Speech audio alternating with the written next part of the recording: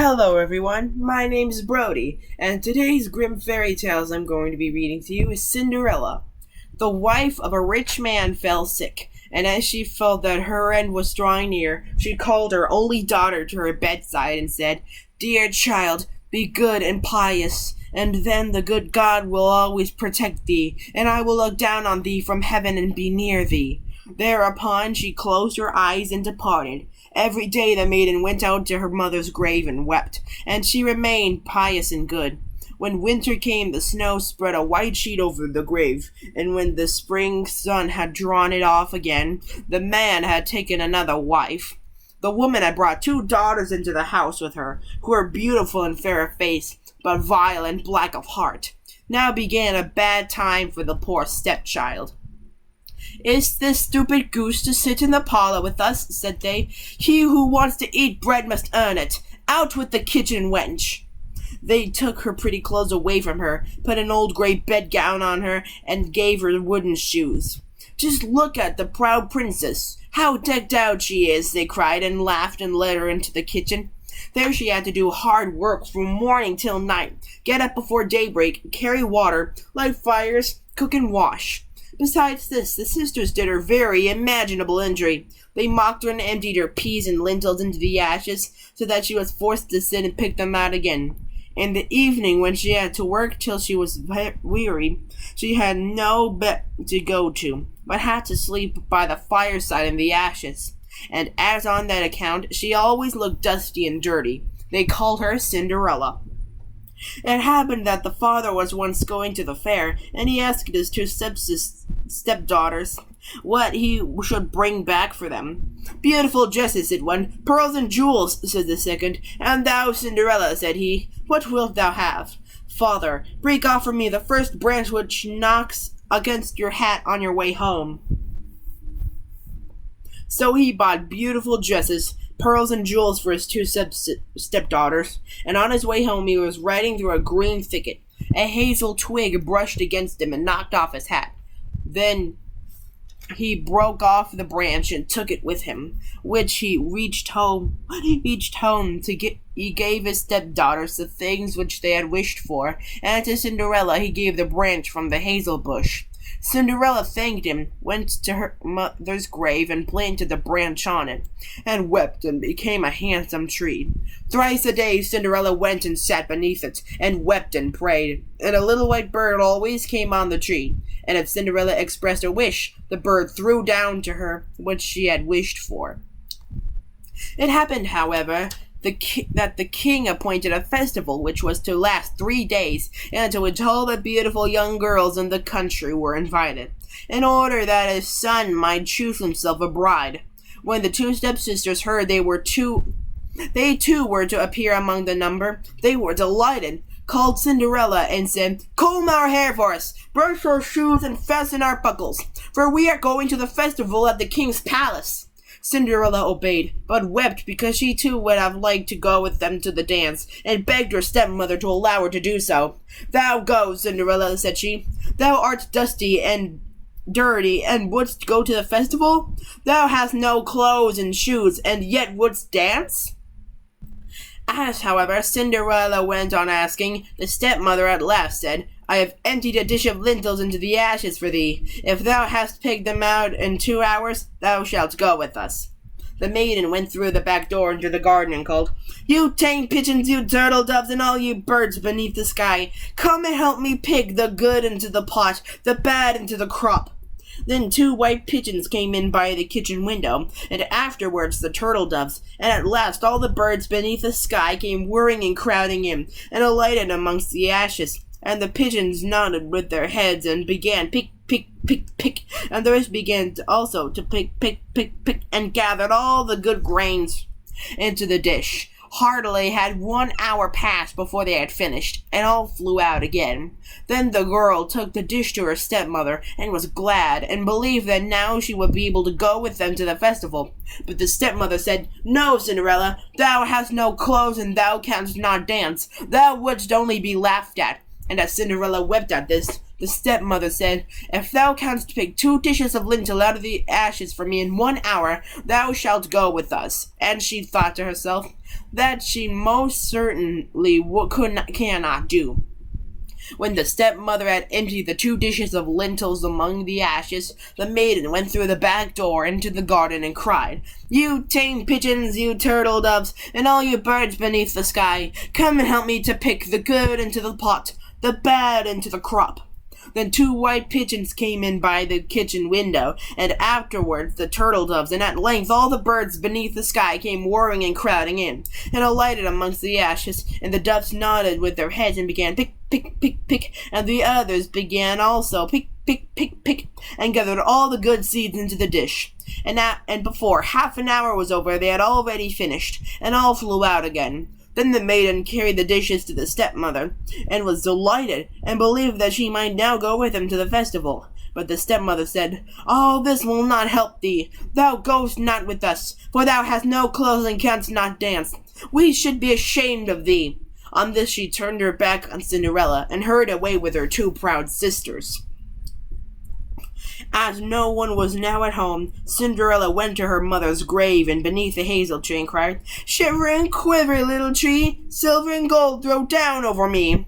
Then the bird threw a gold and silver dress down to her, and slippers embroidered with silk and silver. She put on the dress with all speed and went to the festival. Her stepsisters and the stepmother, however, did not know her, and thought she must be a foreign princess, for she looked so beautiful in the golden dress.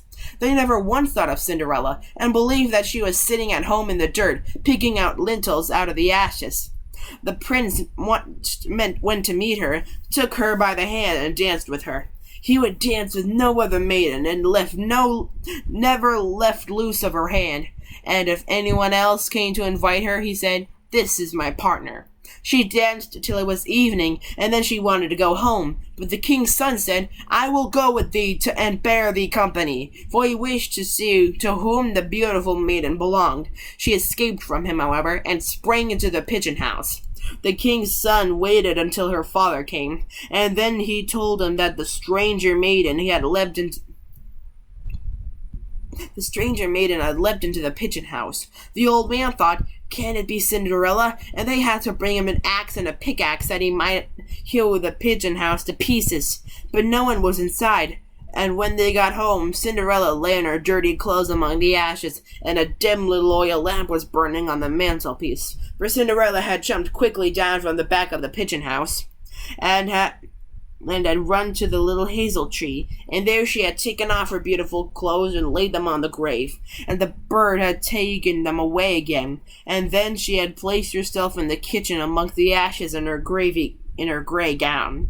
Next day, when the festival began afresh, and her parents and the stepsisters had gone once more, Cinderella went to the hazel tree and said, "Shiver and quiver, little tree, silver and gold throw down over me."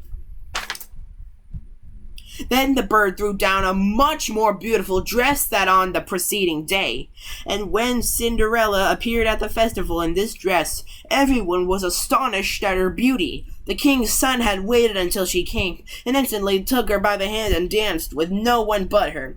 When others came and invited her, he said, "This is my partner. She is my partner." When evening came, she wished to leave, and the king's son followed her and wanted to see into which house she went.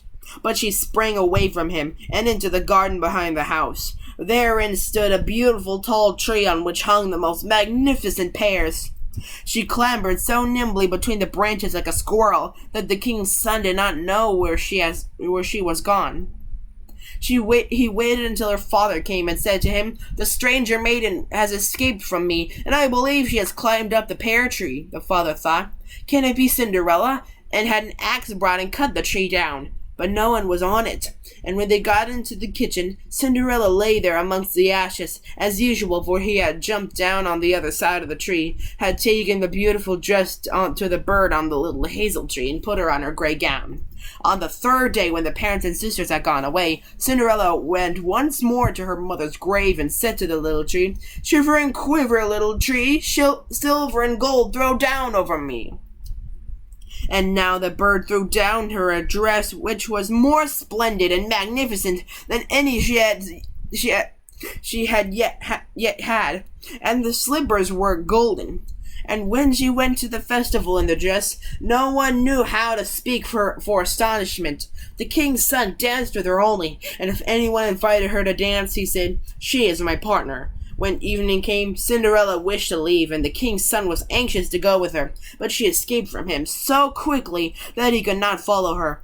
The king's son, however, used a stratagem, and had caused the whole staircase to be smeared with pitch, and there when she ran down, had the maiden's left slipper remained sticking. The king's son picked it up, and it was small and dainty, and all golden. Next morning he went with it to the father, and said to him, "No one shall be my wife, but she whose foot with this golden slipper fits." Then were the two sisters glad, for they had pretty feet. The eldest went with the shoe in her room and wanted to try it on, and her mother stood by, but she could not get her big toe into it, and the shoe was too small for her. Then her mother gave her a knife and said, "Cut the toe off. When thou art queen, thou wilt have no more need to go on foot." The maiden cut the toe off, forced the foot into the shoe, swallowed the pain, and went out to the king's son. Then she took her on his horse as his bride and rode away with her. They were, however, obliged to pass the grave, and there, on the hazel tree, sat the two pigeons, and cried, turn and peep, there's blood within the shoe. The shoe it is too small for her. The true bride waits for you." Then he looked at her foot, and saw how the blood was streaming from it. He turned his horse round, and took the false bride home again, and said she was not the true one, and that the other sister was to put the shoe on. Then this one went into her chamber, and got her toe safely into the shoe. But her heel was too large, so her mother gave her a knife, and said, "Cut a bit off thy heel. When thou art queen, thou wilt have no more need to go on foot." The maiden cut a bit off her heel, forced her foot into the shoe, swallowed the pain, and went out to the king's son. He took her on his horse as his bride, and rode away with her. But when they passed by the hazel tree, two little pigeons sat on it and cried, turn and peep, there is blood within the shoe. The shoe it is too small for her. The true bride waits for you." He looked down at her foot, and saw how the blood was running out of her shoe, and how it had been stained her white stocking. Then he turned his horse, and took the false bride home again. "This also is not the right one," said he. "Have you no other daughter?" "No," said the man. "There is still a little stunted kitchen wench, which my late wife left behind her, but she cannot possibly be the bride." The king's son said he was to send her up to him. But the mother answered, "Oh no, she is much too dirty. She cannot show herself." He absolutely insisted on it, and Cinderella had to be called. She first washed her hands and face clean, and then went and bowed down before the king's son, who gave her the golden shoe. Then she seated herself on a stool, drew her foot out of the heavy wooden shoe, and put it into the slipper, which fitted like a glove. And when she rose up and the king's son looked at her face, he recognized the beautiful maiden who had danced with him, and cried, "This is the true bride!" The stepmother and the two sisters were terrified and became pale with rage. He, however, took Cinderella on his horse and rode away with her. As they passed by the hazel tree, the two white doves cried, turn and peep, no blood is in the shoe. The shoe is not too small for her. The true bride rides with you." And when they had cried that, the two came flying down and placed themselves on Cinderella's shoulders, one on the right and other on the left, and remained sitting there. When the wedding with the king's son had to be celebrated, the two false sisters came and wanted to get into favor with Cinderella and share her good fortune. When the betrothed couple went to church, the elder was at the right side with the younger at the left, and the pigeons pecked out one eye of each of them.